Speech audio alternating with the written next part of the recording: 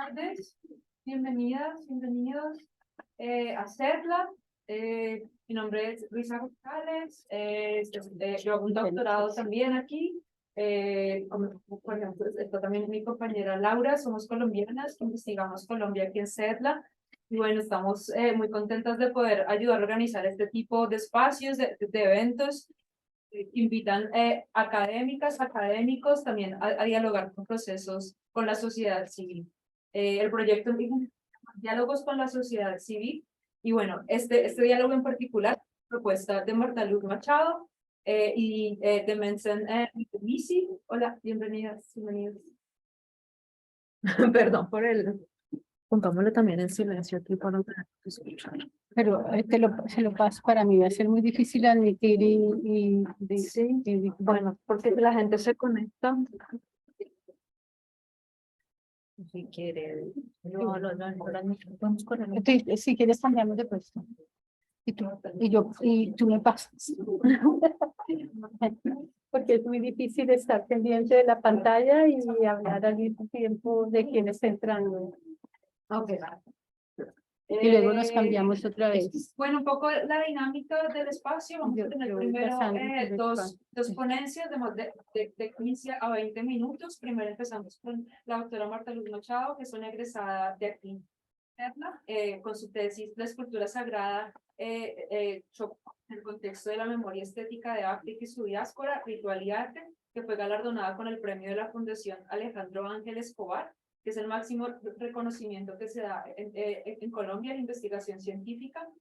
La obra se centra en la región de la costa pacífica de Colombia, de la cual vamos a hablar también en el evento hoy particularmente, que es el área donde está la mayoría de la población que tiene ascendencia africana en el país. Los antecedentes a este trabajo consisten en 30 años de investigación sólida de trabajo de campo en el litoral pacífico colombiano, en archivos museográficos nacionales e internacionales. Machado ha sido pionera en la examinación de la memoria estética y religiosa de los africanos en su exilio en Colombia. Su trabajo como docente y conferencista en diversas universidades explora conceptos de etnicidad, cultura, racismo, memoria y olvido. Seguido, escuchamos a la compañera María Alejandra Rivera Maldonado, que tenemos la fortuna de que nos esté visitando aquí. También por eso, muy puntualmente, el evento se hacía hoy, para que María Alejandra pudiera estar aquí con nosotros. Así que bien. María Alejandra es coordinadora nacional del programa en Colombia de Mensen en Meternisi, donde promueve procesos de tejido social entre comunidades afrocolombianas, indígenas y de mujeres, desde el reconocimiento y sanación de la memoria oral e histórica. Impulsa a través del proyecto Unidas contra la Trata de Personas el reconocimiento a la memoria de la trata de personas en Colombia y cómo a través de la artesanía, el tejido, el trenzado y la ancestralidad es posible sanar traumas individuales y colectivos que potencialicen proyectos de vida propios, la autonomía económica y las capacidades creativas en comunidades altamente vulnerables. Seguida de las ponencias tenemos a la profesora Elizabeth Dulgon-Rash, sorry que no te pregunté la pronunciación antes. Elizabeth es profesora asociada de la Universidad de Wageningen. Su investigación incluye movilización, particularmente indígena, contra políticas neoliberales y proyectos extractivistas y de producción de energía en América Latina, particularmente en Guatemala, Colombia y Chile, y en los Países Bajos. Su trabajo de campo actual en Guatemala se enfoca en cómo los y las defensoras del territorio experimentan violencia y criminalización, lo que es pues, supremamente relacionado con lo que vamos a conversar hoy del caso de Colombia. Entonces, bueno, doy así el inicio. Después de la intervención de la profesora Elizabeth, claro, invitamos a todos ustedes que también hagan sus preguntas, comentarios. Una vez terminemos, los invitamos al quinto piso, donde está formalmente el CETLA. Este es como el salón de CETLA, donde vamos a tener un borre, unos drinks para hablar también de manera un poco más relajada. Bienvenidos. Gracias.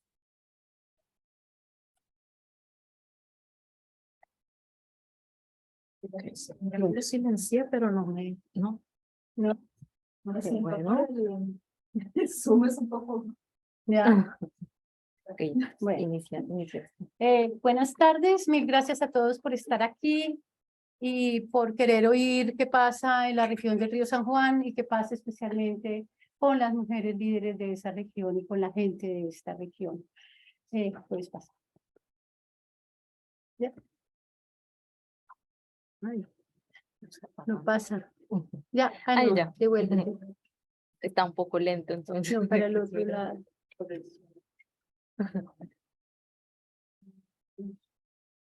Bueno, Si quieres, bueno, puedes darle ahí. mientras María Alejandra pasa la... ¿Lo diste aquí? Sí.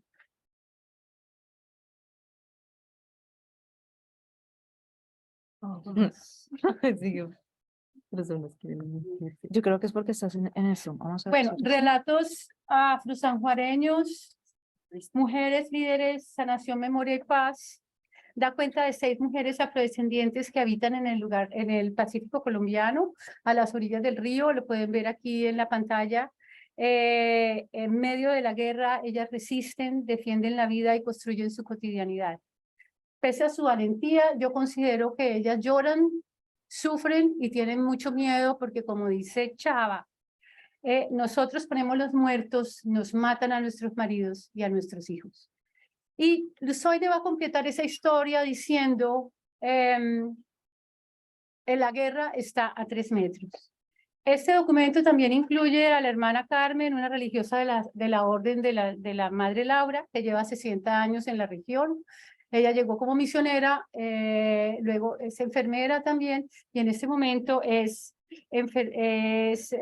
defensora de las comunidades, y yo la llamo una enfermera de guerra porque, como dice ella, hace el bien y no mires a quién. Antes de empezar, pongo en evidencia la fragilidad de estas mujeres, pues según la Defensoría del Pueblo, en el 2022 fueron asesinados 215 líderes, lo que representa un incremento casi del 50% con respecto al año anterior, al 21. Y en este año van 35 líderes y firmantes de paz asesinados, y solamente llevamos, ¿cuánto? 95 días o algo así, en este año 23. Bueno, considero que la desaparición sistemática de estas personas pone en evidencia no solo la invisibilidad de sus muertes, sino también la incapacidad de los gobiernos para protegerlos, de los gobiernos no solamente de este, sino de los gobiernos pasados especialmente. Según Amnistía Internacional, Colombia es el país más peligroso para activistas, defensores de los derechos humanos y líderes. Tengo que decir también que el silenciamiento de cada uno de ellos y ellas quebranta los proyectos de vida de las comunidades donde habitan. Este es el río San Juan. Esta es una foto de 1934. Tal vez sea la primera foto que conocemos en la historia de la fotografía de Colombia sobre esta región. El San Juan es el río más grande del continente americano, oigan bien, del continente de arriba hasta abajo, que desemboca al Pacífico. Tiene una longitud de 380 kilómetros y es una tiene una red de 7 brazos que sale al mar. He trabajado esta exposición de forma de que, a partir de unas frases de algunas de las mujeres, de las líderes, que me permiten dar cuenta de la historia, de la geografía, de la cultura y de los dilemas y obstáculos que ellas enfrentan y la forma en que ellas acuden para construir su vida cotidiana en medio de la guerra. Aquí estamos viendo en el mapa, en el lado de acá, el Chocó. El departamento del Chocó es la esquina de Colombia, el noroccidente de Colombia. En la parte de abajo del mapa alcanzamos a ver un punto negro, que es la región donde están estas mujeres, y está muy cerca a la salida del mar, y es el mapa de este lado está mostrando donde habitan las mujeres.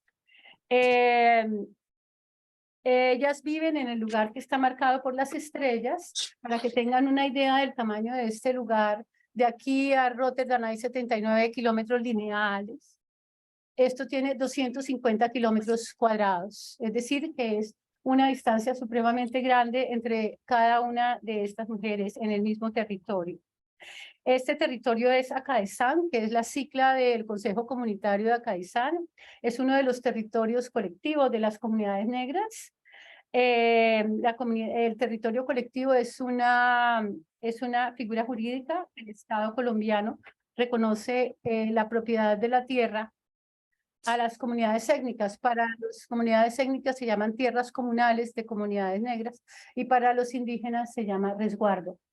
Sí, tiene 200 kilómetros y comprende 72 comunidades, diferentes pueblos alrededor, son autónomos, ligados a la Constitución, pero tienen una autoridad administrativa dentro del territorio. Gracias. Bueno, en la foto estamos viendo una azotea. Es un jardín elevado que hacen las mujeres del Pacífico colombiano, en la cual siembran plantas medicinales y hierbas para cocinar. La ascendencia está conectada con la tierra. Todo está conectado con el territorio, nos va a decir Chava, una de las líderes. Porque allá, lo que ella nos está diciendo es que allá la unión entre las personas y el territorio comienza con un ritual que consiste en sembrar en las azoteas, en estos sitios, un árbol en cuya raíz reposa el cordón umbilical de un recién nacido, que ellos lo llaman el ombligo. La planta crece nutriéndose de esas células hasta que está lo bastante fuerte para ser trasplantada al sitio donde se arraiga en el territorio. Los árboles entonces allá llevan el nombre de mi ombligo y cada niño va a reconocer ese nombre de ese árbol y va a reconocer no solamente el árbol, sino el árbol de sus familiares. Entonces, siendo así, planteo que los árboles antropomorfizados del San Juan hace parte de su concepción espiritual, conforman marcadores territoriales, son muy importantes en ese sentido, son un cimiento cultural y dan cuenta de las familias fundadoras de la región. También concluyo que un árbol arrasado borra la memoria de su gente que está incrustada en ese territorio. Igual que el territorio, la naturaleza para esta comunidad del San Juan es un referente simbólico supremamente y material supremamente importante. Aquí vemos en la fotografía, vemos una información tomada del trabajo de Rangel sobre la biodiversidad que existe en esta región. Hace parte de lo que es el Chocó biogeográfico que va del norte del Chocó hasta el Ecuador, esta región del San Juan, y es uno de los sitios megadiversos del planeta. Tiene 3 ríos, 3 parques nacionales. Bueno, ustedes pueden leer allí qué es lo que tiene. Y sobre todo yo quiero hacer hincapié en la cantidad de plantas que tiene. Tiene 4.525 plantas con semillas. No sé por qué no incluyen los científicos las semillas, pero ese es sin semillas, perdón, con semillas. Y yo hago hincapié en que el territorio, en lo que dice Gloria, de que el territorio es salud, porque sus palabras se refieren a la riqueza de esa flora. Pues en esta región posee 900 plantas medicinales que sirven para curar 130 enfermedades. Y ella lo va a recalcar aún más cuando dice, nosotros nos curamos con medicina ancestral. Se refiere a las parteras, a los curanderos negros, a los raíceros indígenas, a los raíceros negros, a los jaibana indígenas y a otros conocimientos que tienen estas mujeres sobre las plantas. Los hombres también tienen conocimientos. Y sobre curarse ellas el cuerpo y el espíritu. En fin, es un conjunto de prácticas que hacen parte de un sistema terapéutico espiritual que pone juntos flora, palabras, secretos y ancestros. Se trata de una estructura que proviene de un principio panafricano que se llama el Muntu y que integra vivos y muertos, lo vimos en los árboles, tiempo y espacio, y es el fundamento de la medicina tradicional del Pacífico colombiano. Vimos la relación entre ombligos, árboles, ancestro y territorio. Es más o menos el mismo principio.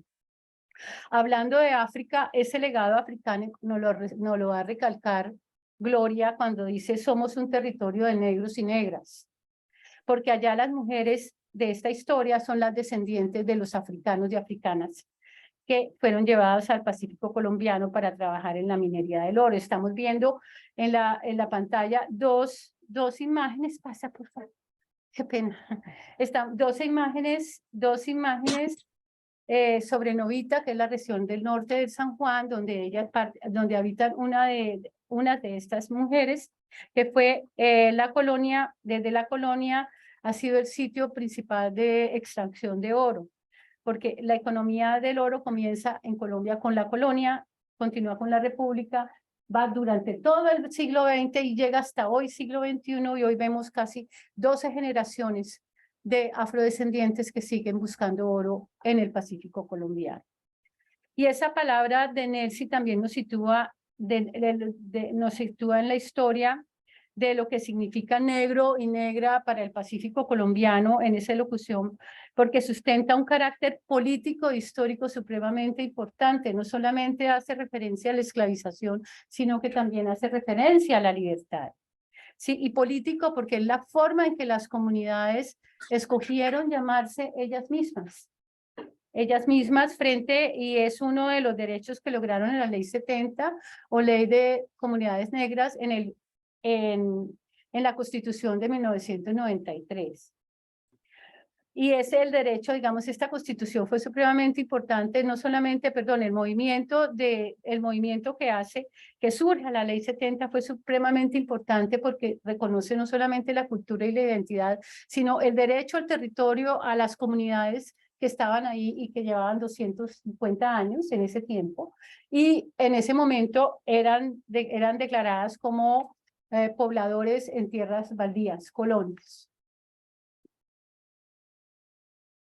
La paz con hambre no funciona, nos va a decir Luceneida.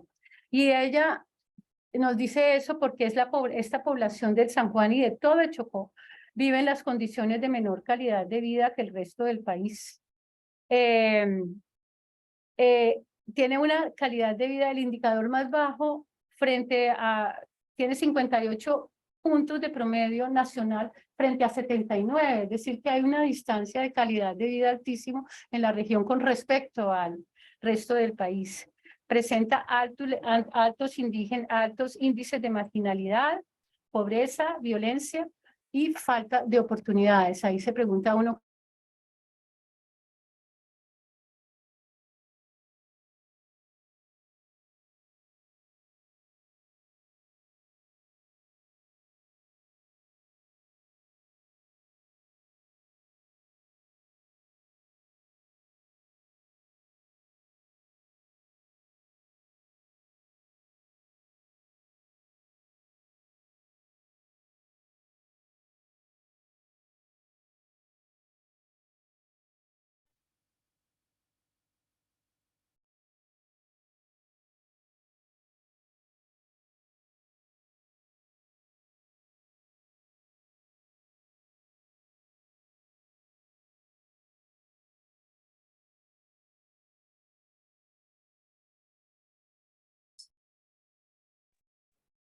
Hola, disculpen la interrupción, pero no se escucha nada por el streaming.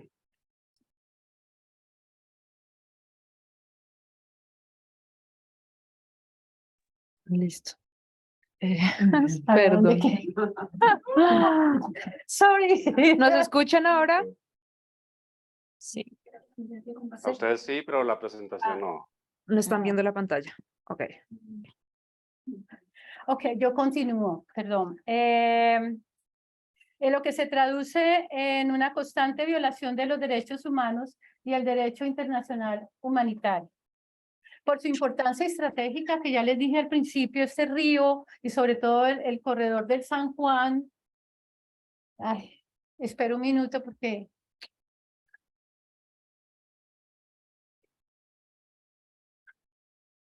¿Dónde vamos? Ya, ok. Entonces vuelvo y tomo otra vez, estábamos hablando de que la guerra está a 3 metros. Por su importancia estratégica de la situación geográfica del San Juan, que permite el acceso al mar que les mostré al principio y la comunicación con el interior del país, Acadesán es un corredor importante para la guerrilla y para los paramilitares. Es un territorio en disputa en ese momento entre estos dos grupos y tienen a la comunidad completamente acorralada. Es un corredor estratégico, es puerta y entrada y salida de todo lo ilícito. Sale coca y entra armas por ahí.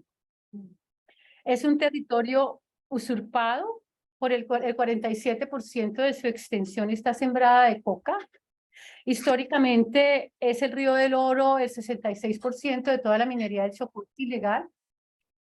Y no solamente eso, sino que la contaminación del río es inmesurable. En ese momento tiene 2.5 toneladas de mercurio por los efectos de la minería legal e ilegal. Concluyo entonces que las inequidades históricas y la violencia contemporánea esta es la violencia contemporánea, vinculan una secuencia ininterrumpida que vulnera todos los derechos de estas comunidades. Y en la selva, la siguiente, ya. Y en la selva están todos los que uno sabe.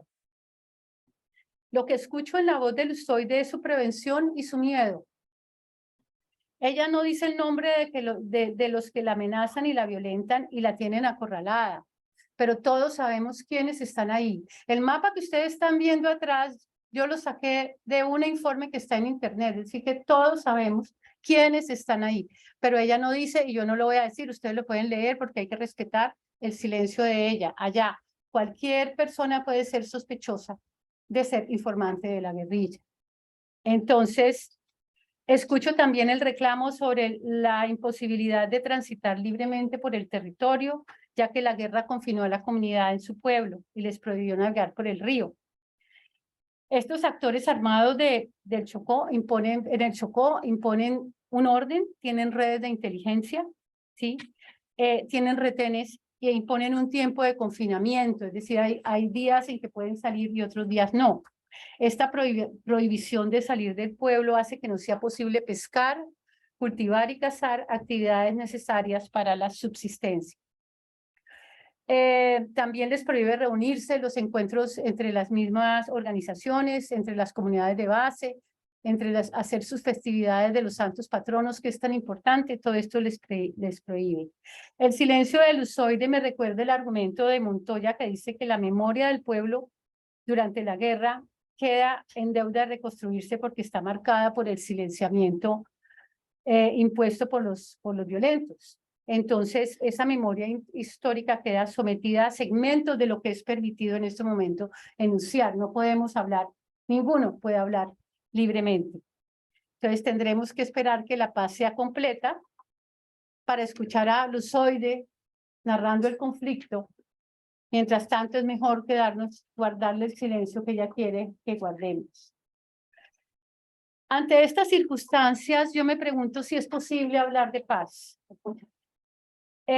Y es un dilema y es una pregunta muy difícil, porque allá en el San Juan el conflicto está vivo. Entonces, en estas circunstancias yo no utilizo el concepto de paz como antónimo de conflicto a la guerra, sino que refiero las resistencias a las que acuden las líderes y que están asociadas a la defensa de la vida y del territorio. ¿Sí? Utilizo, por ejemplo, la paz imperfecta que es acuñada por Muñoz, en la cual dice que hay que mirar que la paz es multisituada y es local. Y hay que momentos de paz dentro de esa comunidad, no necesariamente la paz es con la guerra, sino que hay momentos dentro de la comunidad que son momentos de paz. Entonces ahí busco esas acciones habituales, locales, a las cuales acuden las mujeres para transformar su entorno y construir su vida cotidiana a la luz de su propia identidad. Otro que utilizo es Vivir Sabroso, que Quiseno la traduce como, Quiseno, ella hizo su tesis doctoral en el Atrato, que es el río continuo al San Juan, y su tesis doctoral se llama así, Vivir Sabroso. Y Quiseno la traduce como una forma portadora de resistencia que está articulada a la defensa del territorio y de la existencia misma de las comunidades y tiene que ver con la terapéutica, relaciones de parentesco, la espiritualidad y el movimiento social. Finalmente, vamos a oír a Elizabeth Moreno diciendo, a Gloria Amparo Murillo diciendo, volver a comenzar fue tan difícil como cuando se voltea una canoa. Es una metáfora que a mí me ha servido para definir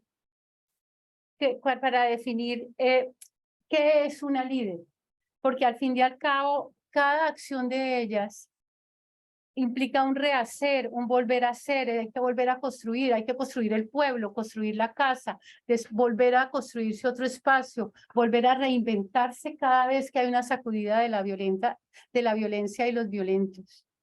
Entonces, sobre la situación actual frente a la guerra, el San Juan esta región acarrea las huellas y estelas dejadas por la guerrilla y paramilitares. Ahí llegaron en el 2016.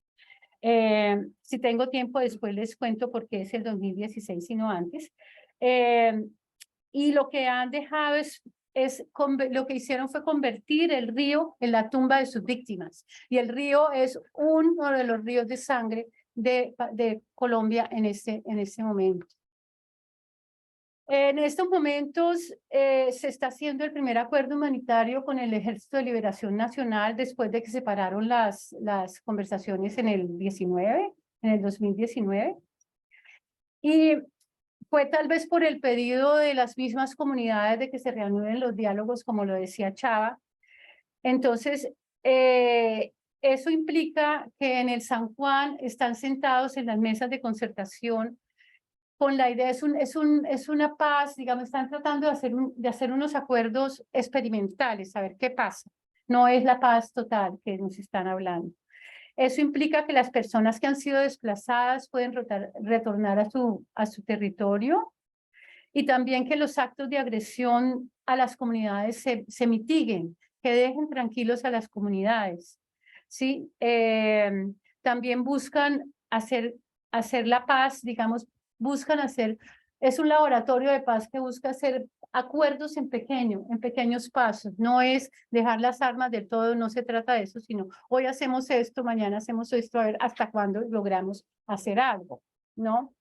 El hecho es que en esta parte del mundo hay olas de esperanza con este acuerdo.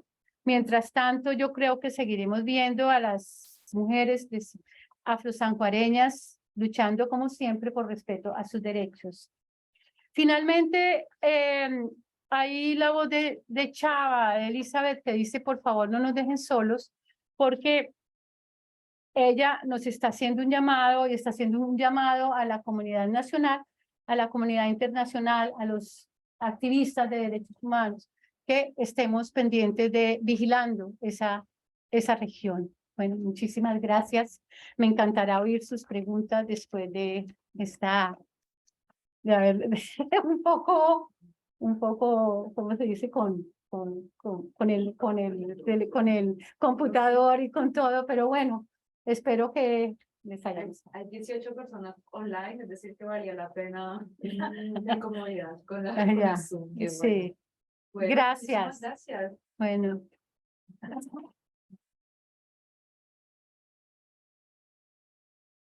Alejandra, Bueno, ¿quieres dejar esa imagen de fondo? sí, está bien, sí, no hay inconveniente. Bueno, primero quiero agradecerles a todas y todos por estar aquí, por abrirse a escuchar también estas historias y algunos fragmentos que las mujeres han querido también contar como al mundo después de un trabajo que ha sido de varios años, de andar en el San Juan, de no solo recoger las historias de las mujeres de aquí que acabamos de escuchar, sino de 50 mujeres en total. Aclarando que esto fue durante la pandemia del COVID-19 en la que Colombia estaba pues sumida en una de las crisis pues de derechos humanos más grandes. Así que entonces en ese sentido pues que ustedes estén aquí y también estén como abiertos a escuchar es como pues da mucha alegría porque definitivamente se está tomando en cuenta la voz de los líderes de derechos humanos y también a las lideresas. Pero me gustaría entonces antes de iniciar, preguntarles como cuál es el sentido de paz que tenemos, ¿no? Porque vemos que la paz, según lo ha explicado también Marta Luz, tiene otras dimensiones, ¿sí? Distintas a las que muchas veces nosotros vemos que es la paz en las sociedades occidentales. Muchas veces aquí, desde las agendas de paz, buscamos como incluir la paz, en el sentido de que sea desde la inciencia política, desde unas formas, unas estructuras que muchas veces las voces de las mujeres quieren también compartir. Bueno, ¿qué es la paz para nosotras? ¿sí?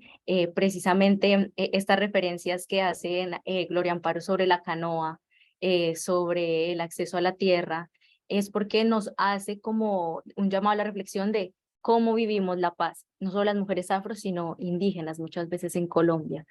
Entonces, en ese sentido, es muy importante que en estos espacios se abran esos diálogos para incluir otras formas de ver la paz y de vivir la paz, porque la paz no solo se piensa, la paz se siente. La paz es algo que se hace en el diario vivir, como ellas lo hacen, en el ejercicio de levantarse en la mañana e ir a la azotea, a la huerta, a recoger las plantas que te van a servir para hacerte un baño y cuidarte de la gripa, ¿sí? O, por ejemplo, ese medio de transporte que te permite a ti llevar a tus hijos a la escuela.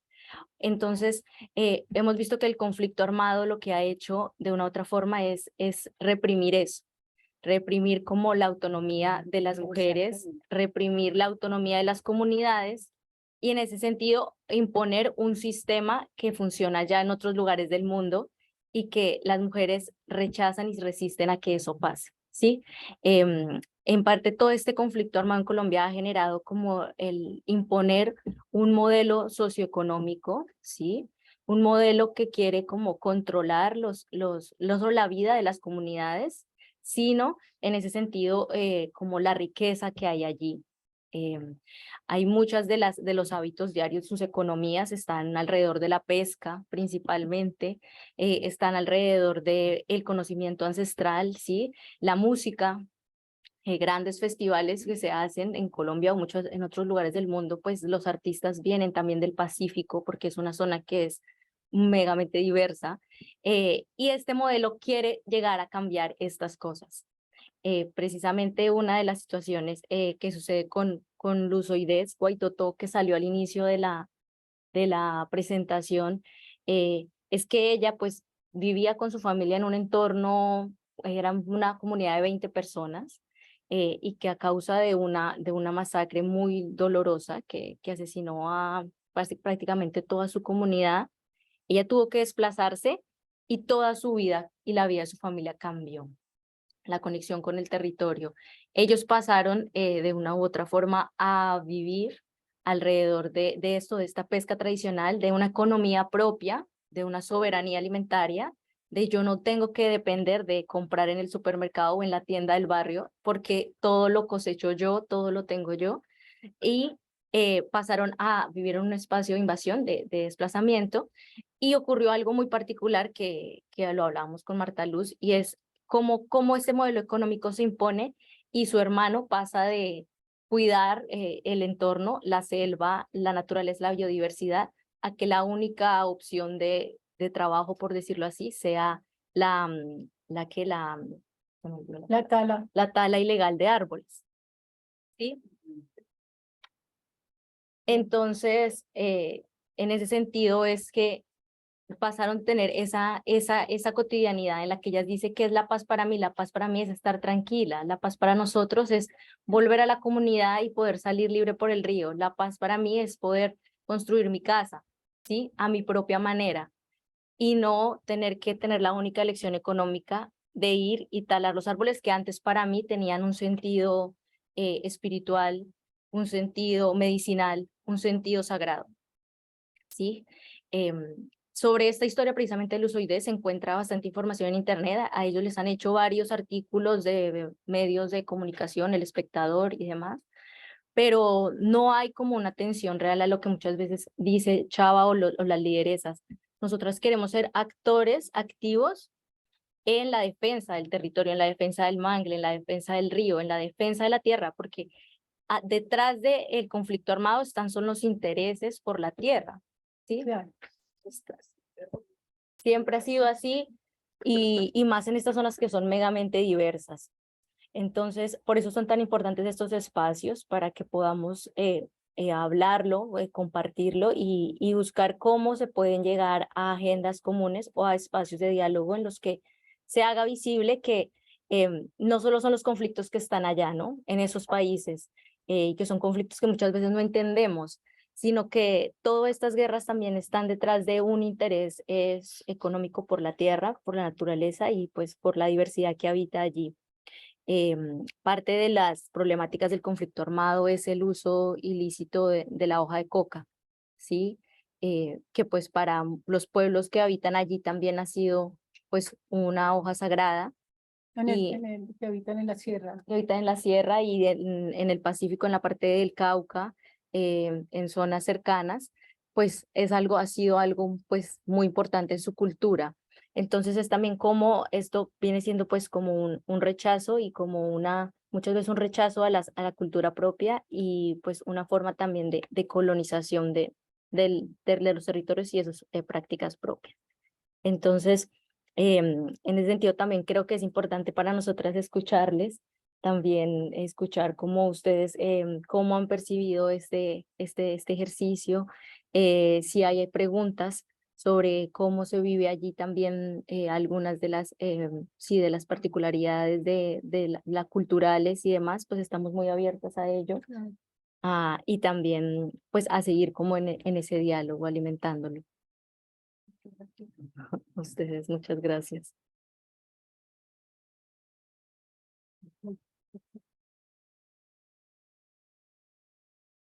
Les paso a Elizabeth, que es nuestra discusión del día de hoy. Si quieres empezamos contigo o quieres que... sí, ¿está bien? Sí. Si las preguntas se van a hacer al final. Sí, luego seguimos con Elizabeth, ¿te quieres sentar? porque es una pregunta específica para este. Okay. La hacemos después de Elizabeth. ¿Sí? Sí. Dejar de compartir pantalla. Yo hacer para de compartir pantalla.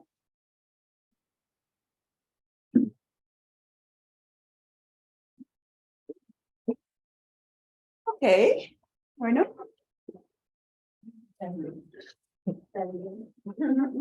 No, sí, puedo.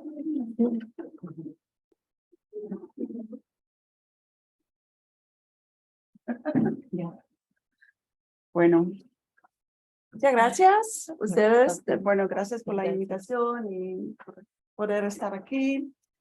Entonces yo estaba preparando como de qué voy a hablar, porque mi trabajo se concentra más que todo en Guatemala. Estoy supervisando estudiantes de doctorado en Colombia y en Chile, pero mi propio trabajo de campo, de terreno, se concentra en Guatemala. Pero entonces yo sentí muchas cosas, la mirada hacia la vida cotidiana es también algo que yo trabajo mucho en Guatemala y que yo veo también que es un tema muy, muy importante y también la violencia, sí, consistente que viven los líderes y los defensores. Bueno, entonces la pregunta para mí, Cesario, era, bueno,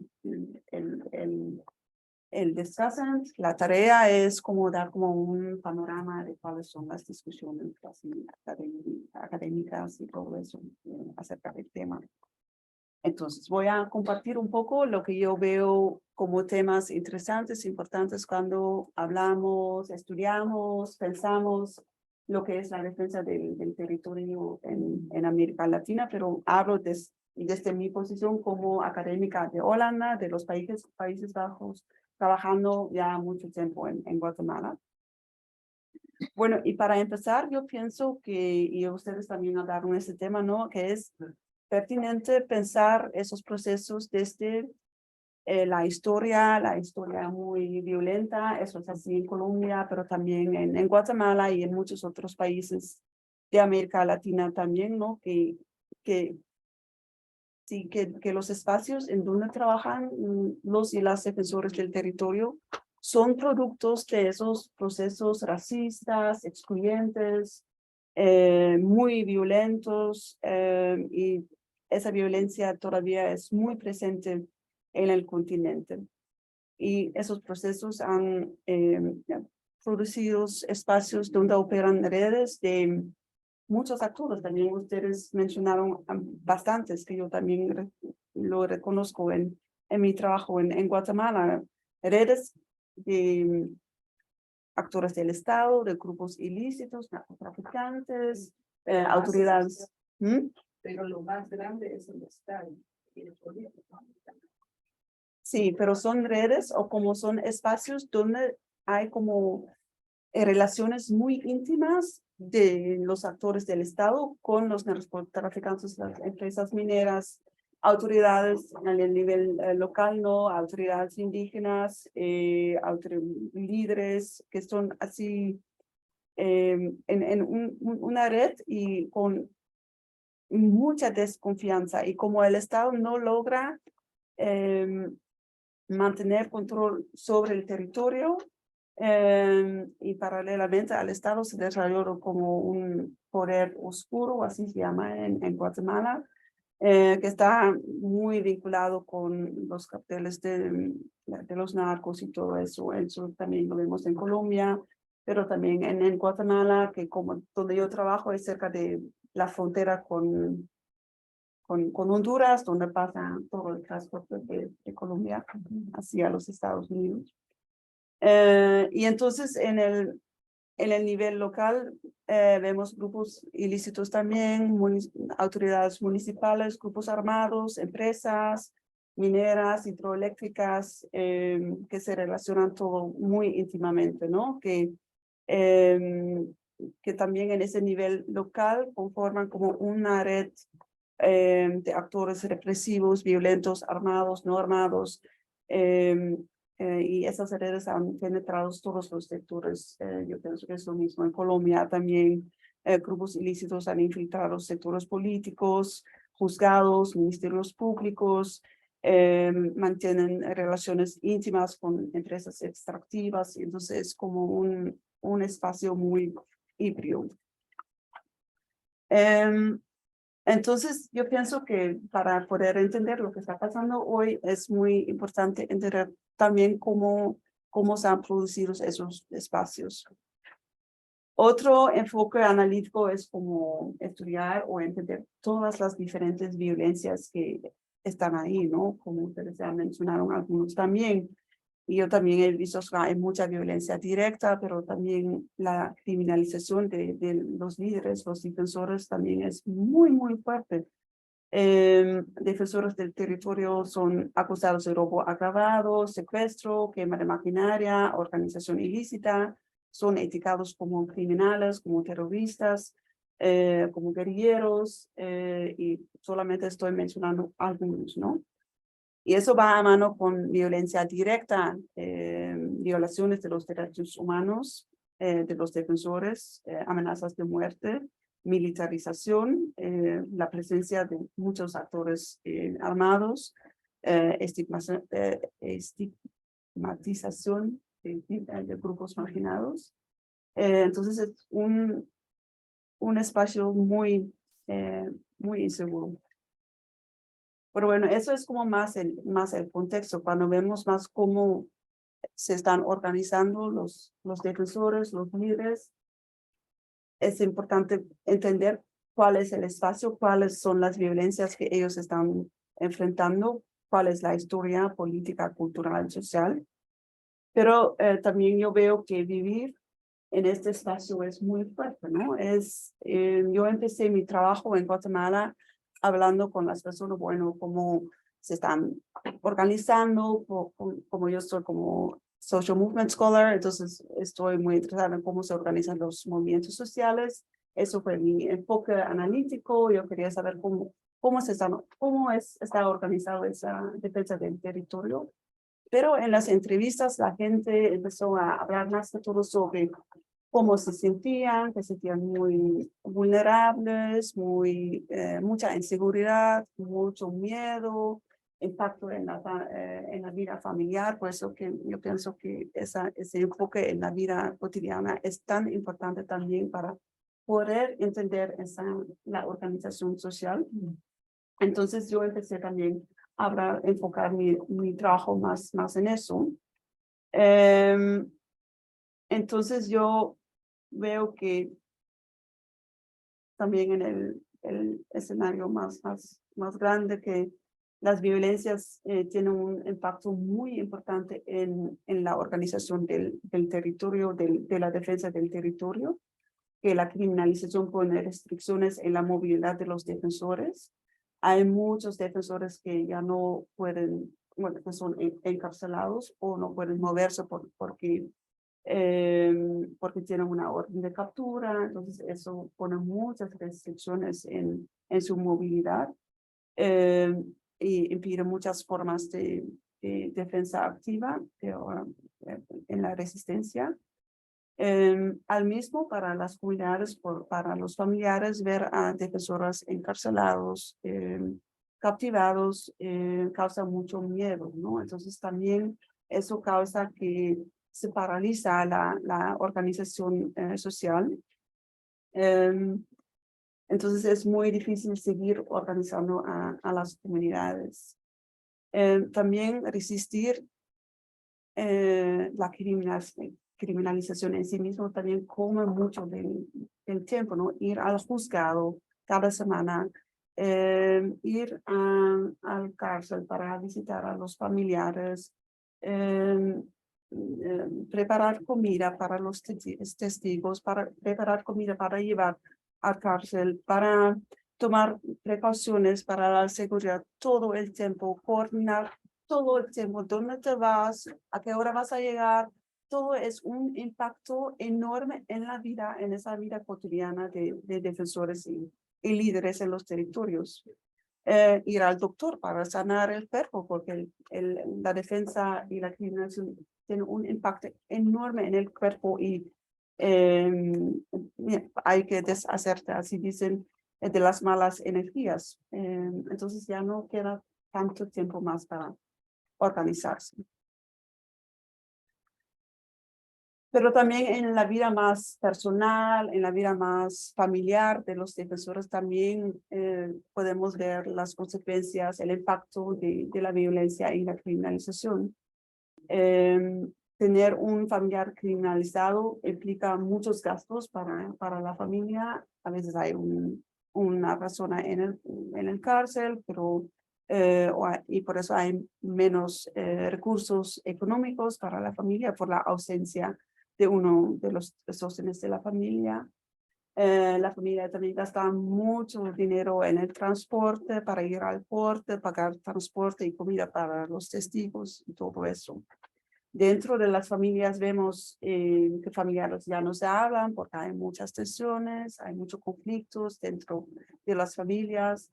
Las parejas pues, se separan porque no están de acuerdo o que las familias ya no pueden vivir juntos porque es demasiado peligroso. No pueden estar juntos en momentos cruciales en la vida para cuando se gradúa una hija o está enferma la mamá, todo eso son también momentos cotidianos, pero son importantes para vivir la paz, ¿no? Para hacerse su vida. Y muchos defensores sí, casi no pueden moverse porque es muy peligroso viajar cuando tú tienes un orden de captura. Impacta la movilidad de las personas. No pueden salir de la comunidad o no pueden vivir en su propia comunidad porque es demasiado peligroso. Y todos tienen problemas de salud mental, salud física. Y aquí quiero citar a doña Aurelia, que dice sobre eso.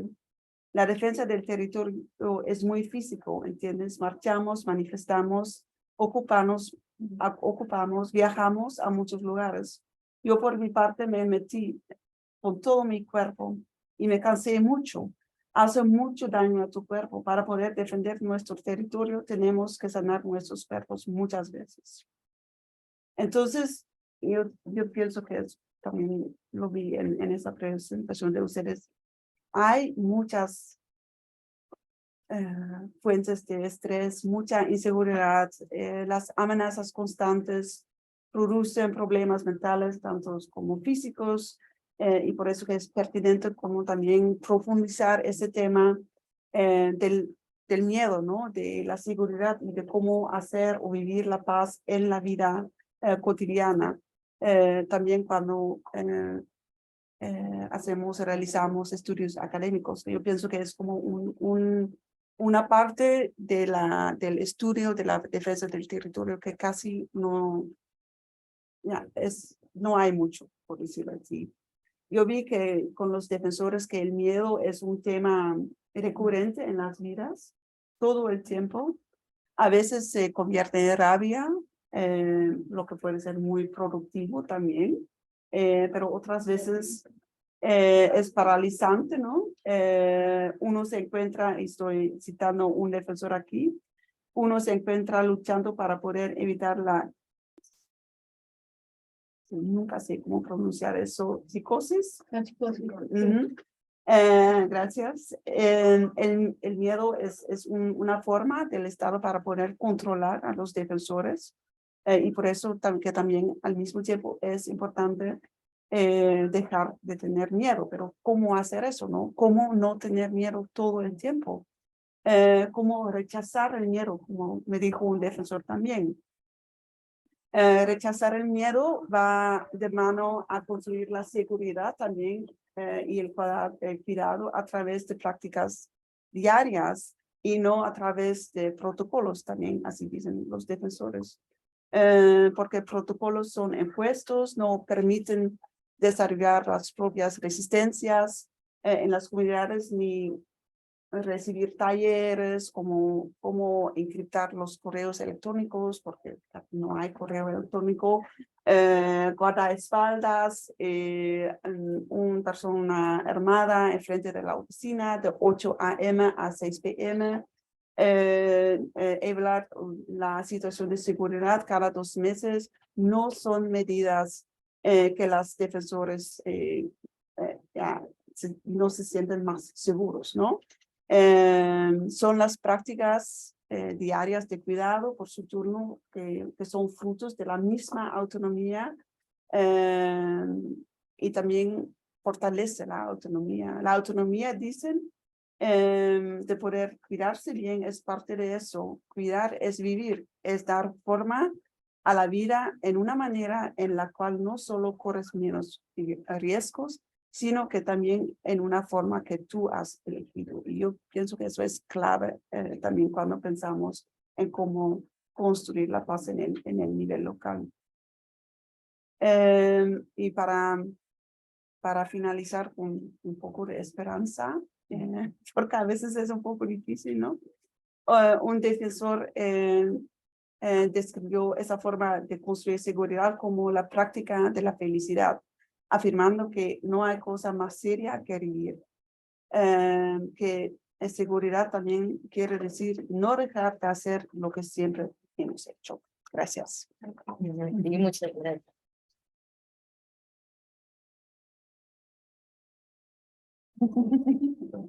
Nos pasan las preguntas. Ya, creo que voy a empezar con Guatemala, porque recientemente he escuchado que hay mucha diferencia ahora con los territorios en la Salta de la Paz. No sé qué sabes de eso, que tú dices que trabajas en el lado de Honduras, Sí. pero ¿qué está pasando ahorita o qué acciones han tomado ahorita en la Salta de la Paz? ¿Pero quiénes, los defensores o el? Bueno, los defensores, porque lo que he entendido es que las ICIG no están más en Guatemala, eso No, significa que que todo está perdido, que sí. no importa qué hagan los defensores, ya no hay control, el gobierno no existe, porque no tenemos presidente de la gente, entonces ahora es como la gente está peleando, está tratando de hacer todo porque no le quiten eso, a la comunidad que se terreno, pero ¿qué está pasando? O sea, los defensores, ¿quién defiende a los defensores o cuántos defensores hay? Porque he estado viendo las noticias y está cada vez más grave. Sí, está cada vez más grave, pero o sea que yo llevo un año de no he viajado a Guatemala hace un año fue la última vez. Entonces no sé a ese nivel local, no sé lo que está pasando, pero sí sé que es como una situación muy polarizado, muy polarizado Y mucha gente, como dices tú, dice, bueno, también no hay Estado para mí, no, no hay Estado. Entonces, es muy, sí. Y lo que también me preguntaba es porque hace los 136 o 36 años de guerra interna, en los años 80, que también fue por eso, por la lucha de terrenos, donde mandaron a, creo que 10.000 gente indígena, en el tiempo de Ríos Negros. Pero en ese tiempo, de 6 años, se acabó, no sé exactamente cuándo, pero pensé que ya se había acabado eso, ya no iban a volver. Ahora creo que ahora el sentimiento de la gente es estar, volvemos nuevamente a hace 36 años. Existe Con la lucha, o sea, todo ese miedo volvió. Y entonces cuando tú dices cuál es la esperanza, lo que yo me pregunto es si la CICIG no está más en Guatemala y el gobierno ahora no hace nada. ¿Cuál es la esperanza? ¿Va a pasar algo? O sea, ¿cómo podemos llevar esto porque, por ejemplo, la gente no se entera, por ejemplo, en los años de 1996, todo lo que sea la muerte, la gente misma en Guatemala no sabe, porque yo, por ejemplo, hablo con gente que más o menos tiene la edad que yo tengo, que fue en ese tiempo cuando éramos nosotros jóvenes. Nadie sabe de toda la masacre, de toda la, o sea, la muerte que hicieron solamente por quitar esos terrenos. Y mi pregunta es más que todo, si la gente de Guatemala no se entera, entonces, ¿cómo puede uno ayudar a los activistas para que realmente estos llegue a más, también a la misma gente de Guatemala, que se enteren los alumnos, que se enteren la gente de las universidades y que en un momento, tal vez con ayuda de otros países, se pueda enseñar. Porque si no, vamos a vivir otra vez otros 50 años con lo mismo. Entonces, no sé, tú que eres la experta en Bueno, no sé, y tampoco quiero tomar demasiado espacio para hablar más sobre Guatemala, pero lo que puedo decir es que yo sí tengo razón. Bueno, ¿dónde está la esperanza? Pero yo pienso que la esperanza está en el nivel local. Y yo conozco a muchas personas en Guatemala que han vivido tantas cosas y yo siempre me pregunto cómo pueden seguir luchando, trabajando, organizando, yéndose del país, regresando al país cuando organizando nuevamente, y también es porque ellos hay que seguir organizando en este nivel local porque ahí se puede trabajar y eso es donde encuentran la esperanza. Sí, y eso es lo que la gente sigue haciendo. Sí. Pero mi pregunta es, ¿seguirán haciendo 100 años más y 200 años más? O por ejemplo, porque el mismo caso es en Colombia, o sea, no es que, o sea, en Colombia y otros países de Latinoamérica, pero así como la gente, ok, hay activistas, pero ustedes son los estudiosos, entonces digo, saben más, saben más, pero entonces es como ver qué se puede, cuál se podrían cambiar aunque sea un poco. María Alejandra, María Alejandra me había pedido. Sí, quería como conectar lo que estabas mencionando en relación a Colombia, porque sí hay muchas similitudes, no solo entre Guatemala y Colombia, sino en muchos otros países, y es porque hemos dejado de lado la memoria, y de una u otra forma, tantos acontecimientos de guerras seguidas nos han hecho como olvidar de lo que ha pasado, y eso no solo ha pasado en los países de América Latina, sino también aquí en Europa. Es una necesidad colectiva que tenemos de hacer memoria y de tomar en cuenta que no solo la memoria escrita es importante, sino también la memoria oral, que es lo que generación tras generación ha mantenido a los pueblos nativos con esa fuerza para seguir. ¿Sí? Entonces, en este momento estamos como a punto de dar ese paso también. En Colombia, a partir de los acuerdos de paz, hemos avanzado mucho en poder por soltar el silencio y hablar sobre qué es lo que ha pasado, ¿no? Y eso nos ha llevado a hacer conciencia de que la guerra en Colombia no ha sido solo la de los últimos años, sino que es la guerra que viene desde hace más de 500 años. Y en eso no solo tiene como un rol los países de América Latina, sino que somos todos en sociedad, porque todos hemos estado, nuestros ancestros, o sea, todas las personas, nuestros abuelos, nuestros padres y hacia atrás, han de una u otra forma tenido como una conexión con ese pasado y con esa memoria.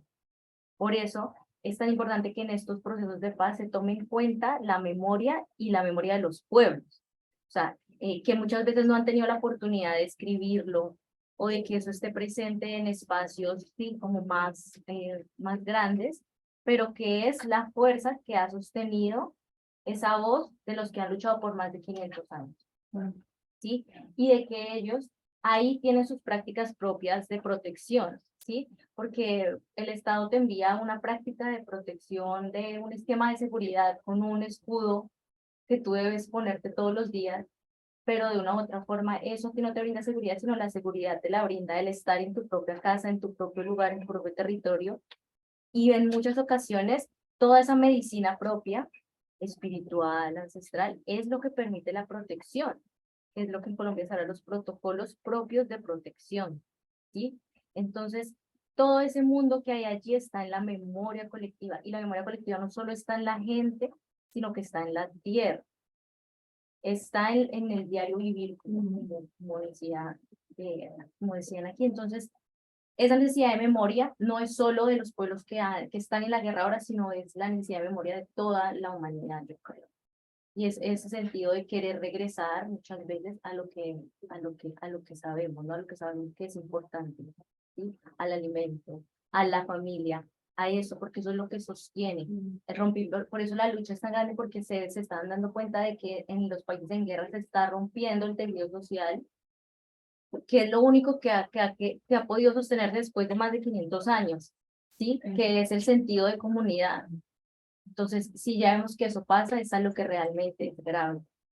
Entonces, ahí están las semillas, como dicen las mujeres, nuestras semillas, nuestros hijos están ahí en este mismo entorno social. Entonces, nosotros desde Metenici impulsamos mucho las herramientas propias del tejido.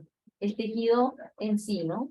Porque la gente en comunidad, ellos se ven como un tejido muchas veces, el trenzado, las comunidades afro, los tejidos también de comunidades indígenas. Entonces, poder como volver a retomar esos espacios de paz, pero no solo como desde la paz como nos la han puesto, sí, que es el taller estructurado de paz. Eso es importante también, pero también es importante la paz como se construye propiamente. Entonces, todas esas estrategias de artesanía, de tejido, de poder volver a lo propio, eso es una forma de sanar y también de poder tener fuerza para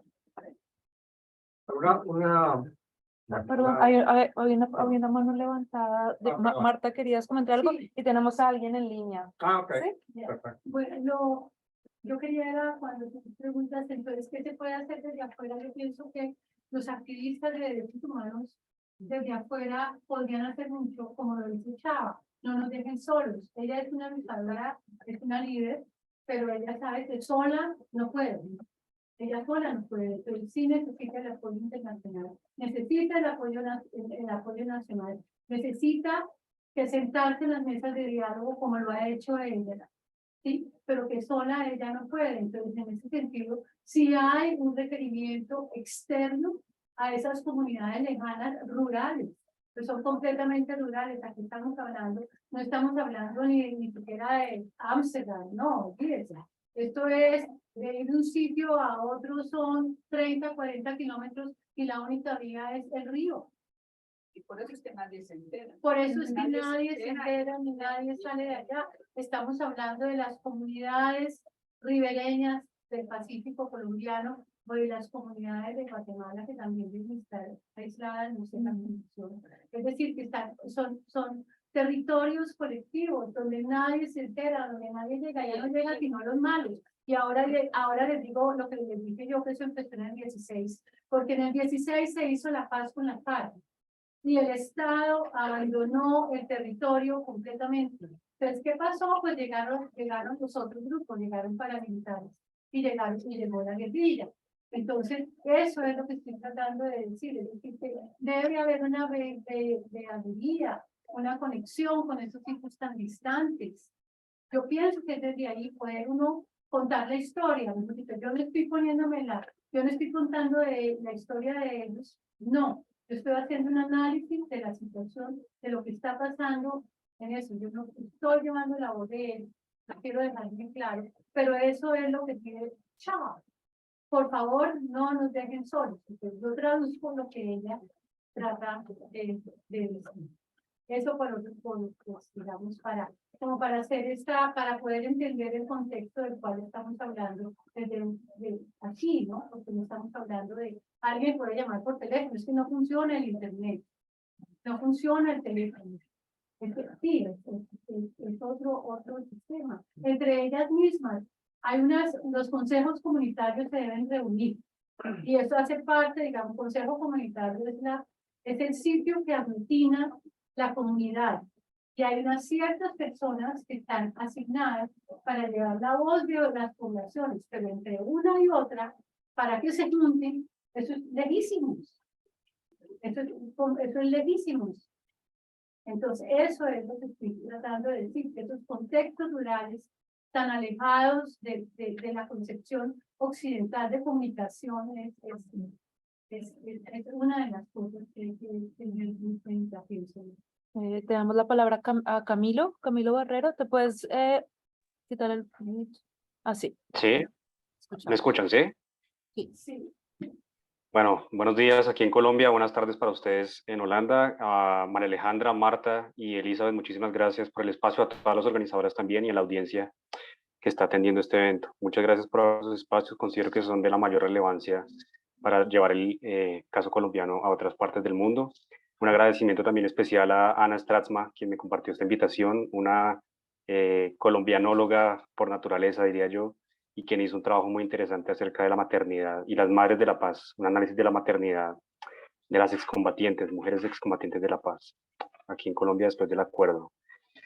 Hablando de la región del Pacífico y del carácter político, que es lo que me interesa particularmente de su exposición, creo que necesariamente es pertinente hablar de Francia Márquez, la figura de Francia Márquez y su lema de campaña, soy porque somos, que creo que está enmarcada en esta concepción del Ubuntu. Conociendo de primera mano la situación del asesinato y violación sistemática de los derechos humanos de líderes y lideresas sociales aquí en Colombia, según la Fundación Paz y Reconciliación, van 36 asesinatos en el 2023. Me gustaría conocer cuál es la lectura que ustedes hacen de la situación en el marco del nuevo gobierno, porque es una transición dramática o drástica. Sabemos que es un gobierno muy distinto a la tradición en Colombia. Entonces, en el marco de la paz total, ¿cuál es la lectura que ustedes hacen? Porque parece paradójico que vayamos 36 asesinados en el gobierno del cambio. Sé que esto, por supuesto, se articula con muchos otros factores, el narcotráfico principalmente, la minería ilegal. Pero ¿qué lectura hacen ustedes o hacen las mujeres desde el río San Juan? ¿Cómo se podría articular para formar alguna estrategia o alternativa y de alguna manera disminuir estas cifras tan escandalosas? Hola Camilo, soy Marta Luz, ¿cómo estás? ¿Me oyes? Sí, Marta, fuerte y claro, gracias. Ok, pues mira que tu pregunta, yo empecé la charla precisamente anunciando los 36 asesinatos que van este año en Colombia en este momento de líderes firmantes de paz. Con respecto a la propuesta del nuevo gobierno de la paz total, yo considero que la idea, o digamos, lo que se está pasando ahora en el Pacífico colombiano con la negociación con el ELN, con esos acuerdos en chiquito, que no es una paz total, sino que son acuerdos poco a poco, y es experimental, a ver a qué llegan, yo pienso que hay una esperanza ahí, porque es que yo pienso que las comunidades están entre los paramilitares y la guerrilla. Con uno de esos dos grupos que se desmovilicen, la presión sería menos, después se verá qué pasa con el resto.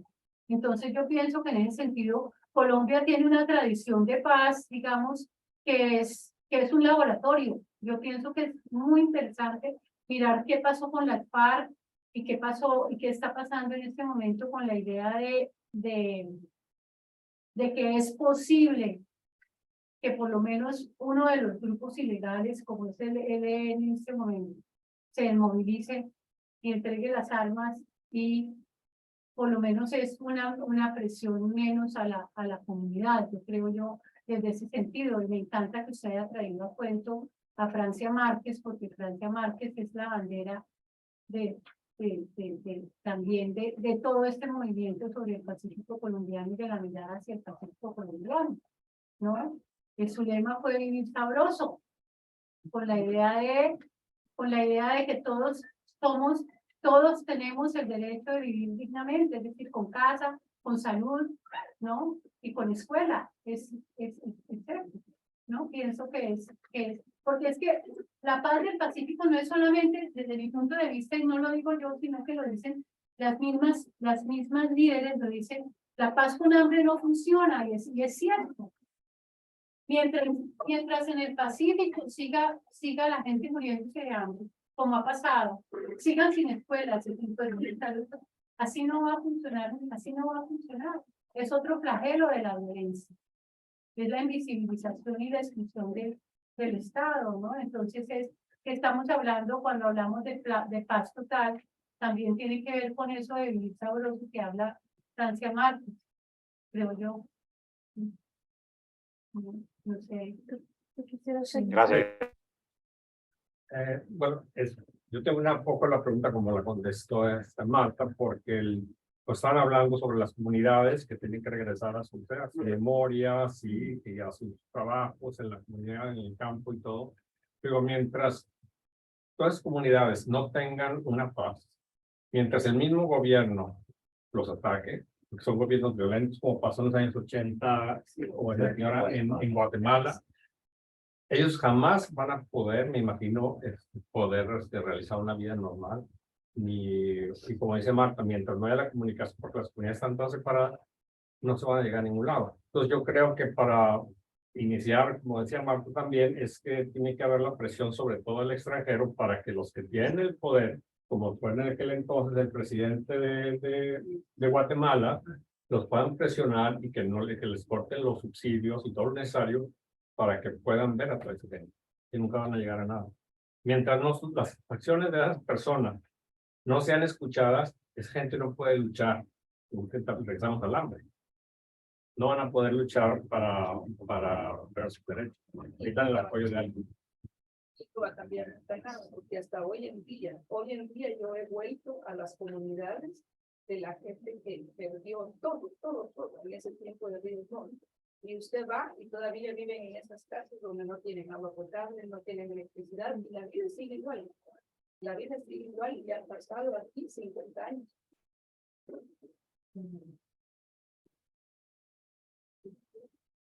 Yo tengo una pregunta también sobre Colombia, tú que vienes de Colombia. ¿Cuál es el rol que juegan ahora las organizaciones no gubernamentales en la región del Pacífico? ¿Tienen ustedes contacto con algunas organizaciones a nivel internacional ya o cuál es el contacto que tienen? Sí, nosotros desde Mense Metemisi trabajamos directamente con organizaciones locales. Entonces, en ese aspecto estamos aliadas tanto a nivel de congregaciones religiosas, o sea, trabajamos directamente porque allí la labor de las comunidades religiosas ha sido muy importante porque de una u otra forma ellas pueden ingresar y tener contacto con personas que gente de afuera no puede, o sea, por lo menos esos diálogos de interlocutar con grupos armados y también con la comunidad, pues lo hacen muchas veces ellas, ¿no? Las hermanas. Y adicional a eso con los consejos comunitarios, entonces acá de San en el río San Juan y en el río Atrato con Cocomacia, y ellos pues suelen estar acompañados de Suifort, o sea, de todos los grupos de suecos que les son de apoyo humanitario, también aquí en Holanda con PVA, sí, PVA, que está también muy presente, pero ellos, su enfoque es más que todo apoyo humanitario como observadores de paz. Y en nuestro caso, lo que hacemos es como apoyar más a nivel de proceso, o sea, procesos que pueden durar varios años, para todo el ejercicio de reconstrucción del tejido social desde el impulso del liderazgo social local. Entonces acompañamos también en esa formación a los líderes y las lideresas, así que pues el contacto es permanente. Precisamente la vicepresidenta Francia Márquez estuvo ayer en el Río San Juan y pues Chava, de quien hemos hablado, Elizabeth Moreno, pues fue una de las que ha impulsado pues todo ese diálogo de que se pueda hacer ese acercamiento, así que pues eso es más que todo como la labor.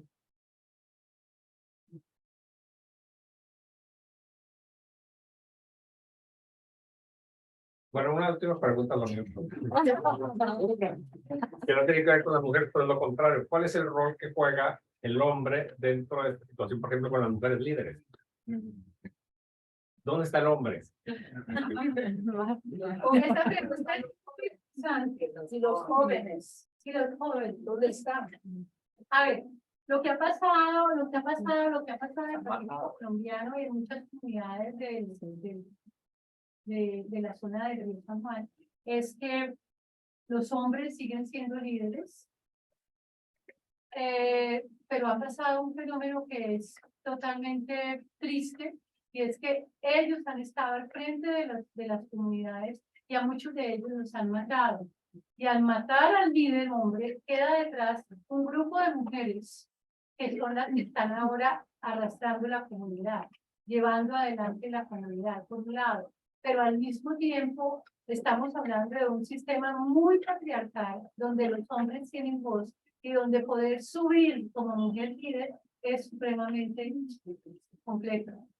Pero ellos están allí, están detrás, digamos que es más, muchas de las líderes en las entrevistas que hizo María Alejandra, aprovecho para decir que hicimos un trabajo prácticamente, María Alejandra hizo las entrevistas y yo trabajé a partir de las entrevistas de María Alejandra. Muchas de las mujeres hablan de la importancia que es esos conocimientos que tienen otros hombres. No solamente las mujeres, porque ellas son realmente nuevas líderes, antes eran solamente hombres. Y esto a partir, digamos, de formación de género, diría yo, de lo que ha sido hablando de las ONGs, que han llevado talleres para formación de líderes y fortalecimiento de feminidades, si se puede llamar. Es que estas mujeres han surgido como líderes. Pero es un sistema muy patriarcal por ahí. Sí, y más aún, más aún alrededor de la guerra, porque precisamente los hombres y los jóvenes son pues quienes están, como decía Marta, al frente, y el reclutamiento forzado pues está vivo, ¿no? Allí. También. O sea, entonces también este movimiento de liderazgo de las mujeres nace como de no solo a nuestros esposos, sino a nuestros hijos, que son los que están en la base. Por eso estos diálogos también desde la cultura y como lo propio, sabemos que hay un machismo muy arraigado, pero para ellos es muy importante que en esos diálogos estén presentes los jóvenes y los hombres para las mujeres, ¿sí? Que sea un diálogo intergeneracional, como lo hemos dicho también, porque en muchas culturas propias, ancestrales, esa es la forma, porque asimismo todos empiezan a escuchar y aprender en sí, y no queda solo la responsabilidad en las mujeres, tiene el liderazgo de ellas. Entonces, los de diálogo también son muy importantes que sean intergeneracionales. Sí, Chava lo dice, nos matan a nuestros maridos y a nuestros hijos, lo dice clarito. Ahora, si uno mira los femicidios de Buenaventura en ese momento, de la zona de Buenaventura, de estas mujeres que han querido surgir dentro, que se han opuesto a las multinacionales, o se han opuesto al narcotráfico, o se han opuesto que se les lleven los maridos y los hijos y los hombres de la comunidad, las matan. Los femicidios han sido horribles en la zona de Buenaventura. Han sido en la zona del Río San Juan también, ¿no? Porque Una pequeña pregunta, comentario. Esa criminalización, por ejemplo, de la que hablaba Elizabeth en Guatemala, es la que diríamos se ve más en los hombres, por ejemplo, que en las mujeres. Eso de que criminalizan las líderes, van a la cárcel, ¿eso es algo que viven más los hombres en el caso del Los Pacífico? hombres, por lo ¿Y menos las una de mujeres? las cárceles más grandes en Colombia está en Jamundí, que es como un lugar muy cercano a Cali, y es principalmente donde hay población afro. Porque ahí también hay una connotación como fuerte de que la criminalidad está, uno, relacionada con tu etnia, o sea, con tu origen, y también con el hecho de que esté cerca de lugares de conflicto. Entonces, sí los hombres y los jóvenes principalmente son más los que viven esto, tanto a nivel como de cárceles, que son un sistema legal e ilegal, pues porque ellos están expuestos o a eso o a entrar como a los militares como única oportunidad o entrar al grupo armado. Entonces, sí, los hombres. Pero también se criminaliza mucho a las mujeres. O sea, en Guatemala y también en otros países, también eso le pasa mucho a las mujeres. Todas las defensoras conmigo había todas. ¿Para ustedes en Colombia observaron también esto, la criminalización hacia las mujeres?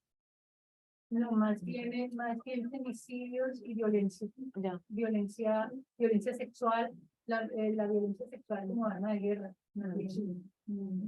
Más bien, más que criminalizar la mujer. ¿Una pregunta? Sí, pues yo tengo una pregunta que está un poco conectada con lo que mencionaste tú antes, Alejandra, sobre hacer memoria y cómo conectarlo también a nivel mundial. Porque yo soy una mujer holandesa española y lo que yo noto, porque he estado también trabajando un tiempo en derechos humanos, es que lo que hacemos es analizar la situación y escuchar también las historias y tal, pero entonces en el punto en que, claro, podemos apoyar en la visibilización, pero como tú dijiste, yo pienso que también hacer la memoria colectiva es algo muy importante. Entonces no sé si tal vez tú o tus compañeras pueden dar como ideas o concretizar un poco en cómo podrían ser como pasos para hacer esa memoria colectiva, porque yo creo que Holanda también tiene un rol aquí muy importante.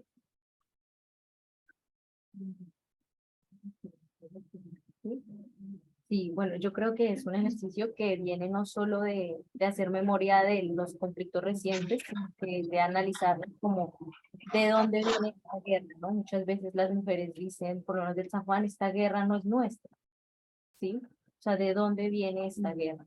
Entonces, es como un ejercicio de diálogo colectivo, o sea, no solo de impulsar diálogos en esas comunidades, sino que este tipo de diálogos se impulse. Yo creo que esto es fundamental y no solo tenerlos en estas esferas, sino en esferas mucho más amplias, por lo menos con parlamentarios, con personas que toman decisiones.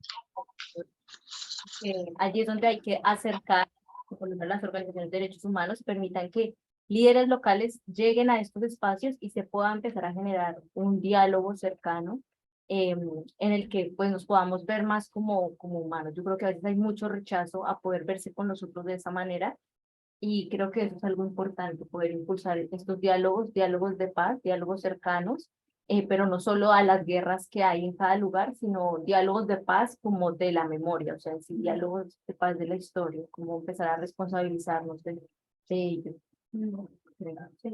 Yo justo también quería como hacer un poco esa pregunta relacionada con el fotolibro, con la investigación. Pues también, por ejemplo, aquí está Ana Bravo Pérez, que hace también trabajo artístico sobre la memoria de las líderes asesinadas en Colombia. No sé cómo también es este tipo de producciones, ¿no? ¿Cómo pueden hacer, cómo pueden ayudar en esto? No sé si quieren comentar en algo, sí, como porque, por ejemplo, no escuchamos del fotolibro, de cómo fue ese proceso y cuál es el impacto que ustedes esperan se dé con este tipo de trabajos.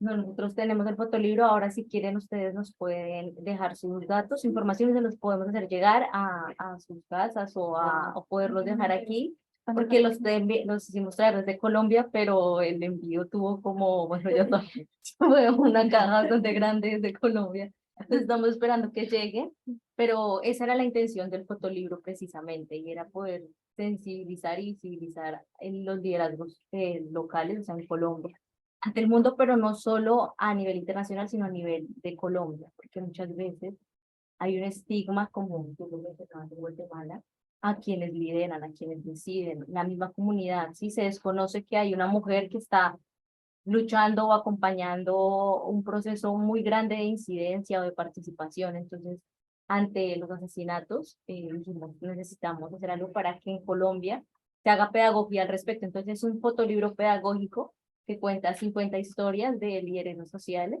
y defensores de derechos humanos de 6 regiones del país, entre ellos está pues mayormente el Pacífico, suroccidente de Colombia, y allí pues las personas pueden leerlo, son a través de fotografías, pueden leerlo, pueden verlo, pero adicional pueden hacer pedagogía con eso. O sea, hay ejercicio para jóvenes, para niños, para que puedan acercarse a leer las historias y construir su propia historia, también como escuchando y viendo a otras mujeres, teniendo referentes, porque muchas veces los referentes en zonas de guerra es difícil, ¿no? Como, ¿cuáles son mis referentes, no? Como mujer, ¿qué es lo que veo diariamente? Entonces, poder reconocer esos liderazgos, hacerlos visibles, pues ha sido de gran apoyo. Así que nosotros lo hicimos en español, el fotolibro, pero pues soñamos en su momento de que por lo menos eso se pueda traducir para llevarlo también a otras instancias, pero creemos que esas formas como fotográficas, visuales, son muy importantes. Precisamente esa estrategia la construí aquí con mi compañera Andrea, que está aquí, que fue en medio de unos momentos muy difíciles en Colombia.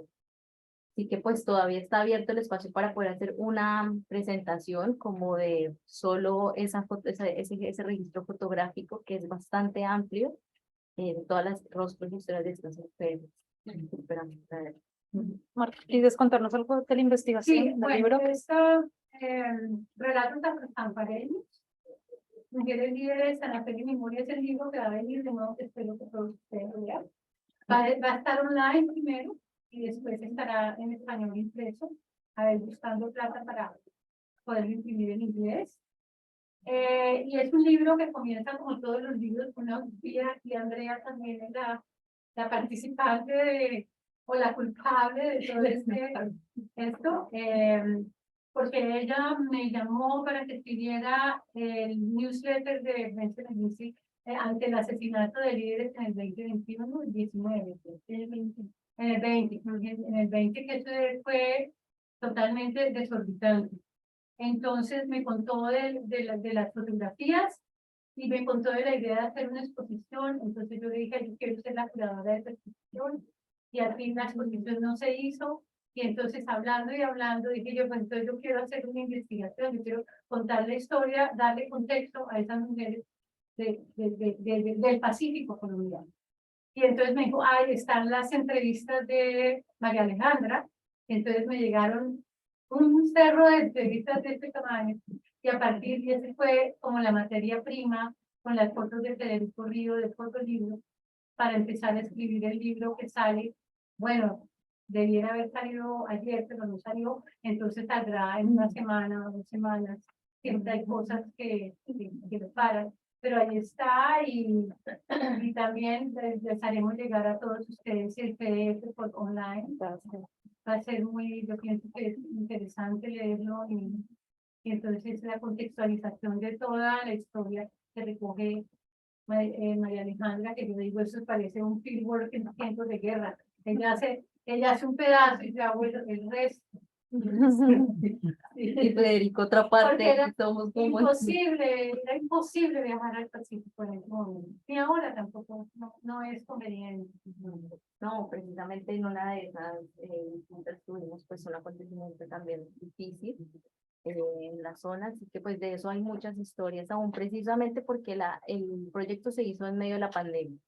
Y en medio de la pandemia en Colombia fue el incremento de los asesinatos de líderes sociales. O sea, la gente en sus casas veía cómo estaban asesinando a las personas afuera y nadie podía hacer nada. Entonces, eso fue algo que nosotros habíamos impulsado, queríamos hacer el proyecto desde antes de la pandemia, pero las condiciones de seguridad dijeron, tenemos que hacerlo así esté o no la pandemia. Así que nosotros recorrimos prácticamente todas esas regiones por tierra, porque los aeropuertos estaban cerrados, entonces no había forma de ir. Con Federico lo hicimos casi todo por tierra, visitando yo pues cada cocina de cada lideresa, escuchándolas a ellas en su cotidianidad, porque ellas con muchas responsabilidades siempre, pues sentándome ahí y escuchándolas, hablando con ellas, compartiendo algo, porque ellas a pesar de la pandemia seguían con el liderazgo. Ellas, así no pudieran visitar a las compañeras, ellas las llamaban o buscaban la forma o de enviarle un mensaje con otra, se seguían reuniendo en español Y de eso fue pues el resultado del fotolibro y de la investigación que vamos a escuchar. Y pues claramente hubo muchos, pues en su momento, afectaciones también, por lo menos en el San Juan del Pacífico hubo una retención allí con Elizabeth, la representante de acá de San, con el ejército, pero eso era lo que nos sorprendía porque hay también como una forma de ver que las vulneraciones las hacen solo los grupos ilegales, pero esto también es como una forma de ponerlo aquí en palabras, y es que parte de las vulneraciones en Colombia también la hace el mismo Estado, ¿no? Y los grupos, y El ejército. el ejército. Entonces, pues en nuestro caso, pues fue una vulneración especialmente del ejército, quien prohibía, decía que no podíamos hacer entrevistas, que no podíamos hacer fotografías, y nos querían dejar allí retenidos por un tiempo. Igualmente nosotros teníamos toda la documentación, el permiso de movernos. El Consejo Comunitario es quien, de una u otra forma, es quien gobierna el territorio, pero pues ellos pasan por encima. Entonces, a partir de eso, se han hecho denuncias como en espacios, con Chava lo ha hecho ante Estados, en reuniones de diálogo, pero ha sido invisible. Eso es algo que todavía no se habla, y que las mujeres aún están viviendo, por lo menos principalmente allí, porque son más que todo ellos, el ejército tiende es a amenazar más que todo a las mujeres. Entonces es algo que continúa, y que pues esperamos también que a través de todo este trabajo se pueda también visibilizar eso, ¿no? Esa cotidianidad. Ya tenemos que más o menos cerrando, pero le quiero dar la palabra a Ana, si nos puedes contar un poco del proyecto que estás realizando vos acá desde Ámsterdam. Gracias, Misa, por la invitación. Te tiro al agua. Bueno, yo soy artista visual y cineasta, y un poco como que mi trabajo está enfocado justamente hacia hacer memoria, ¿no? Y desde un lado feminista y también con una perspectiva de colonial. Ahora actualmente, digamos, como yo creo que justamente en este tipo de trabajos, ¿no? Como este fotolibro, el reconocer y poder hablar de estas historias que antes no podíamos hacer. O sea, también como en Colombia lo que ha pasado es que la represión ha sido tan fuerte que nosotros mismos nos censurábamos, y nuestras familias y todos nuestros ancestros, ancestras, ¿no? Entonces, como que de repente, gracias con todos los altibajos del Tratado de Paz, como que se dio un espacio más abierto a poder hablar. Y yo vengo del suroccidente de Colombia, y como que para mí también como que este trabajo de hacer memoria viene porque vengo de una región donde la memoria oral ha estado presente, y nosotros, por ejemplo, tenemos historias de la primera masacre que se hizo en Pasto en nombre de la independencia del país, donde se asesinaron a más de 500 personas bajo el liderazgo del llamado libertador Simón Bolívar, y el país se conoció como una pérdida para la independencia, pero nosotros localmente y a través de la memoria oral hemos recordado que esa fue la primera masacre, donde se asesinaron mujeres, donde se violaron mujeres, donde se asesinaron niños y donde hubo reclutamiento forzado. Desde ahí tenemos como toda una historia, digamos, de resistencia en el país, y como de estas historias que han sobrevivido a partir de relatos orales, pero que están también presentes en la música, están presentes también tenemos un carnaval, y también como que estas historias han salido y han pervivido a través de estos relatos artesanales y de las familias, y de cómo se han pasado estos relatos, ¿no? Y ahora que vivo acá en Holanda, hace 6 años, estoy haciendo un proyecto con mujeres de la diáspora colombiana para homenajear, pero también justamente para no olvidar a mujeres líderes sociales que han sido asesinadas, y que lo que ha estado pasando, digamos, en Colombia y con el trabajo de memoria histórica es que, claro, hay estadísticas y hay listados. Entonces decimos, son 1.200 personas, pero pues a mí como artista como que me ha tocado mucho el tema de decir, bueno, pero 1.200 es un número, ¿quiénes son? Y más con las mujeres, porque las mujeres me cuenta por personas y relatos cercanos es que también se han estado asesinando muchas mujeres medicina, por ejemplo, mujeres que son no solo lideresas sociales, sino que además en su comunidad tienen un rol de sanación.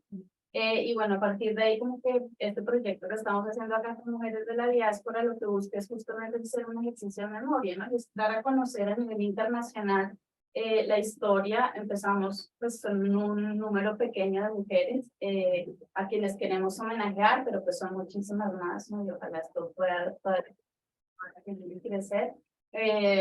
Justamente para que esto no se repita, ¿no? Yo creo que el ejercicio de esta memoria y de que estas memorias colectivas es importante hacerlo para poder decir, ok, esto pasó, no queremos que pase más. Y desde también con estas asociaciones o grupos con danzas de mujeres feministas, lo que yo he visto también, y por lo cual también como que este proyecto empezó acá en Holanda, es porque me di cuenta que acá muchas de las activistas que han estado organizando las manifestaciones, por ejemplo, cuando fue el paro, ¿no? Eran mujeres, y como que eso también me llamó la atención de cómo acá también vemos esos liderazgos que están activos y que están tratando también de dar a conocer esta problemática de lo que pasa allá, ¿no? Y la importancia de conectarlo acá en Holanda, que a mí también me parece que es importante porque, por ejemplo, acá está la Corte Penal Internacional, ¿no? O sea, también hay como una institución, un aparato que a nivel internacional también es responsable, ¿no? De ciertas cosas que por ahí se pueden conectar con lo que pasa en Colombia, en Guatemala y en otros lugares. Bueno, creo que eso para Dos últimos comentarios, pues, y ya cerramos. Primero con esta compañera. Tenemos una pregunta que tiene que ver más con lo que habías mencionado, ¿no? Y que sea hacer memoria y que ustedes están empezando con mujeres haciendo los tejidos, pero también tiene otra forma terapéutica, porque como había mencionado también de que muchas veces cuando la gente tiene mucho estrés, pero también mucho miedo, está tu cabeza siempre llena de muchas cosas y no puedes relajar el cuerpo, no puedes hacer nada. Y a veces te mandan a hacer que hagas cosas con las manos. Entonces yo estaba pendiente, ¿tienen ustedes en ese estudio o solamente es fijado o en memoria, en hacer memoria y volver del pasado? O sea, en un momento se dejó el tejido, pero en Guatemala también lo mismo. En un momento la gente de las comunidades seguían, pero la mayoría no se enseñaban, pero ahora ha vuelto. Pero mi pregunta es, ¿ha vuelto con el motivo de hacer memoria, solamente memoria, o también tiene que ver con esa parte terapéutica de olvidar? Sí, muy importante esa pregunta. Voy a intentar responderla cortamente, pero era precisamente lo que decía la compañera ahora, y que también Marta nos expone en la investigación, y es porque en sí muchas de las mujeres que están en sus espacios de liderazgo son mujeres que tienen gran conocimiento ancestral, ¿no? O sea, son mujeres que tienen una conexión directa con la tierra, con muchas cosas, y que, digamos, en la tierra encuentran las materias primas para hacer los tejidos. Ese es como un ejemplo, pero principalmente porque el tejido tiene tres razones o formas importantes que nosotros trabajamos. Uno es la sanación emocional, psicológica, física y espiritual. Dos, permite la reconexión con las raíces, con la memoria. Es como la idea de los mayas, entonces. Claro. Es la idea de los mayas que uno vuelve a los... Claro, vuelves ahí porque el tejido es como el origen. Eso me daba a mí la idea. Claro, entonces es eso también porque ahí está la lengua oral, o sea, ahí está toda la memoria oral de los pueblos a través de los tejidos. Entonces, sabemos que, bueno, leemos muchos libros y eso para ellos un tejido es como leer un libro, más o menos, muchas veces. Y tercero, da autonomía económica. Las mujeres han encontrado que durante más de 500 años, por lo menos en Pasto, y en el de San Juan, saben que ahí está su subsistencia, está su forma de autonomía económica. A través de eso han logrado desde el trueque y desde muchas formas económicas poder tener sus ingresos propios. Es una independencia, autonomía económica, así que pues ahora lo están retomando también. Saben que es una forma de acceder a la sociedad y pues la artesanía y más en lugares tan diversos, pues es una forma de sustento económico. Entonces, en M&M los programas también por eso apoyamos esas tres líneas en el tejido. Sí. También, pero también en el Pacífico colombiano están los alabados.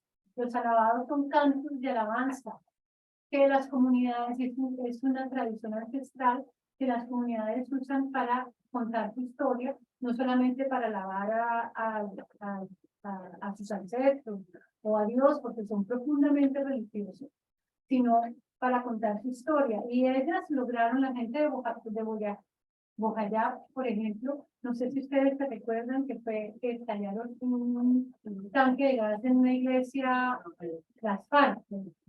Creo que fue las FARC. No, las FARC no, yo creo que fue las FARC. Estallaron en una iglesia un tanque, una pipeta de gas y mataron la mitad de la población que estaba escondida. Y lo que hicieron las mujeres fue hacer todo un proceso de cantos de alabados para contar la historia, como proceso de sanar esta historia y volverla a contar, pero pasarla por la palabra, ¿no? Es una forma muy terapéutica, creo que así funciona realmente las terapias. Pasarlo de nuevo por la palabra y volverlo a repetir la historia, volver a contar esa historia y al mismo tiempo sanarse. Y esos son los alabados. Hay mucha documentación sobre el caso de Bojayá y los cantos de alabados de las comunidades, de la comunidad de Bojayá. Elizabeth. Sí, solamente quería hacer un pequeño comentario sobre que la forma es muy importante porque tu pregunta, pero que también como académica es importante también aplicar metodologías más comprometidas y participativas que también pueden ser como un espacio para hacer esta reflexión, para reconstruir un tejido social, o sea, ser un poco parte de ese proceso, ¿no? Entonces, no solamente si pensamos en qué podemos aportar, cómo podemos apoyar esos procesos o ser parte de esos procesos, que es importante pensar en las formas, pero también en las metodologías, cómo podemos hacer unos estudios de investigaciones que no sean extractivistas, pero en colaboración participativa para también ser parte de todo este proceso. Pienso que es importante pensamos en eso. Muchas gracias por estar el nombre. Bueno, muchísimas gracias. De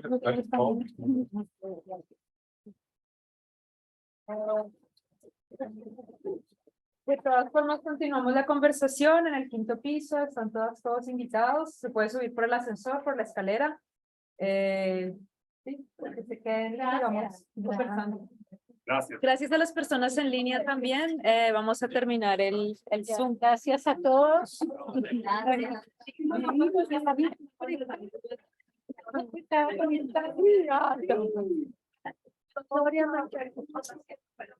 A ver, miremos mucha discusión. Ah, maravilloso. Gloria Palacio, estaba mi mamá.